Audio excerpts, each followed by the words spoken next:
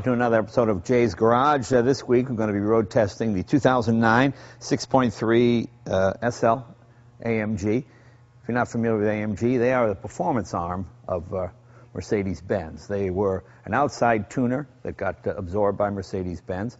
All through the 60s and 70s, all the high-performance stuff was AMG. They're just wonderful, wonderful engineers, and they're race car guys. And they've taken that technology and brought it to the SL. The SL was not primarily a sports car. It was a luxury car, a luxury two-seater car.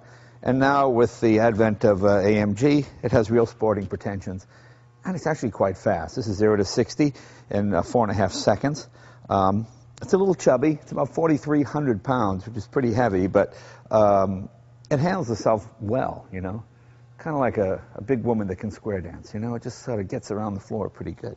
The reason for all that weight, of course, is the convertible roof, and we'll get into all of that later. But with 518 horsepower and over 600 foot-pounds of torque, it gets out of its own way pretty good. It's got a 7-speed automatic transmission, 7-speed double clutch, no torque converter. That seems to be the way to go these days. A couple of weeks ago, we did the Porsche with their dual clutch transmission, and torque converters seem to be on the way out, and this seems to be the wave of the future, these new 7 speeds. Let's walk around the car. As you see, it's a great looking car. Massive brakes all the way around, every luxury and amenity you can think of. I don't need all that luxury stuff. I wish AMG would make a manual 6-speed gearbox. Please, AMG, please do that. But in lieu of that, this is a really good transmission. People used to marvel at the 59 Ford retractable. Remember the metal roof and all the relays and wires, and it was an unbelievable thing to watch. And, of course, this is like the great-great-grandson of that. Mercedes won't like that, but, well, here, take a look at how it works. First, the windows goes down, all done automatically.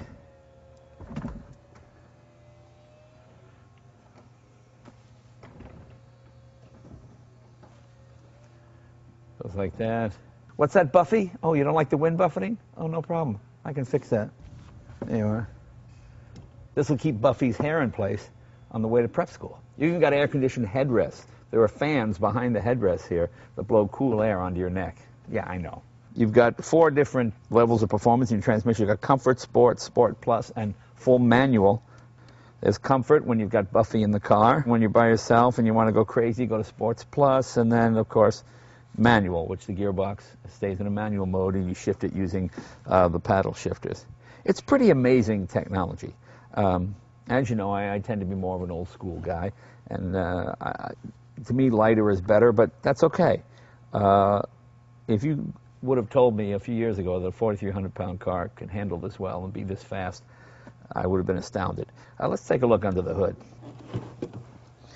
Okay, as you probably know, this normally aspirated engine replaces the SL 5.5 liter that was supercharged. The supercharger might have had a bit more torque, but this revs a lot freer. Boy, this sounds like a Grand Prix engine. It's amazing how quickly a normally aspirated engine can rev up without the weight of a supercharger to drive it. As I said, 518 horsepower at 6,800 RPM. It's 465 foot-pounds of torque. This new transmission also has a race start function. Once you select Sport Plus, place your left foot on the brake pedal, your right foot on the throttle, then it decides the optimum engine speed for takeoff before you launch the car. Yeah, I know, it's kind of a lazy man's thing, but boy, it's a lot of fun when that punk pulls up next to you in the Mustang. You see, once the roof folds into the trunk, and then when you open the trunk, the roof lifts up so you can put, actually, you can get a couple of things in there. Small children, something like that. You press that button there, and you press that button there, and this way you don't throw your arm out doing this. I would make the whole car out of carbon fiber, throw the roof away, get rid of all that stuff, and just make the fastest SL in the world. But that's me. You know, going back to the 190 SL, the Mercedes two-seaters have always been more luxury-oriented and sporty. But this is a pretty good compromise of luxury, GT car, and sports car all in one. I mean, it can do any of those feats pretty well. You know, it's about as fast as a standard Corvette. Come on, let's take it for a ride.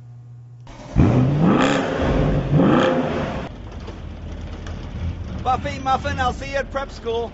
I think Mercedes-Benz invented a whole new class of car when they came out with the SL back in the 50s and 60s. it was a luxury touring two-seater. You know, most sports cars at the time were pretty crude, no roll-up windows, whereas these were something that an adult would drive, you know. The 190, very underrated car, terrific car. Of course, the 300 SL and the 300 SL Gullwing, those were all terrific cars. But the SL Roadster, they got kind of soft. And then when AMG got involved, they turned it into a more hardcore sports car. Well, hardcore for SL. You know, it's a testament to the Mercedes engineers that a car this heavy can handle as well as it does. I was a little surprised when I read the 4,300 pound curb weight. But as I said before, you've got that Mercedes safety issue. You know, you've got probably the safest car in the world. You've got airbags everywhere, side, all over the place. And it's a very, very comfortable car. You know, it's amazing what you can do with electronics these days. Steering is nicely weighted. As I said, that normally aspirated engine, boy, it just revs so quickly. It has a wonderful exhaust. And you can shift by hand as well, doing it that way, or using the paddle shifters here. Left side for down.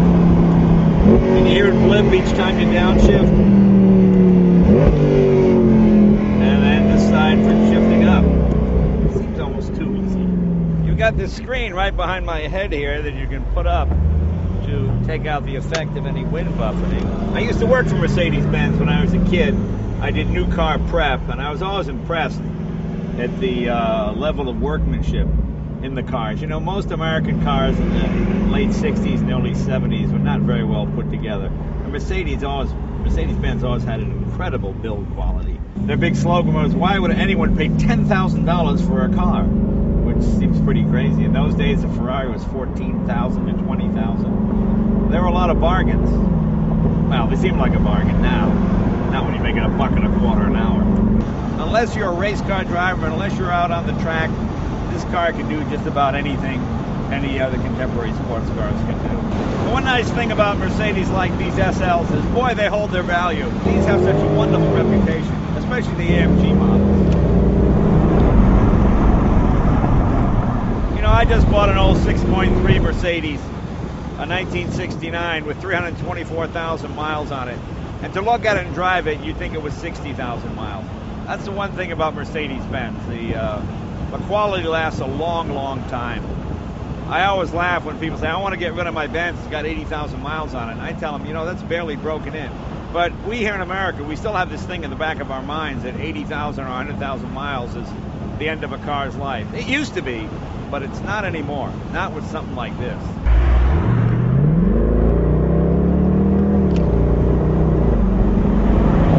And you know, with a speed limit of 155 miles an hour, you can rack up 100,000 miles pretty quick.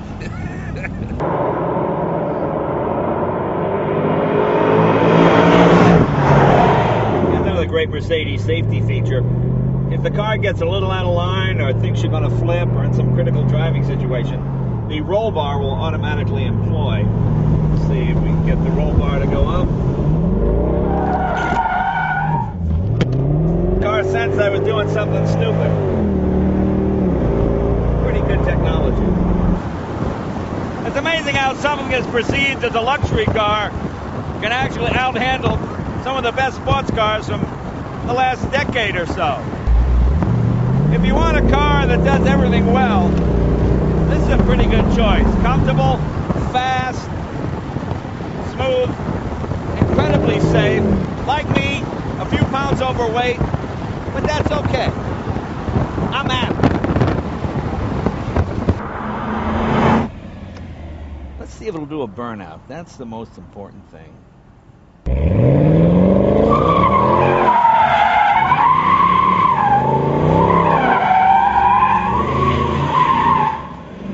Wow, it even does burnouts.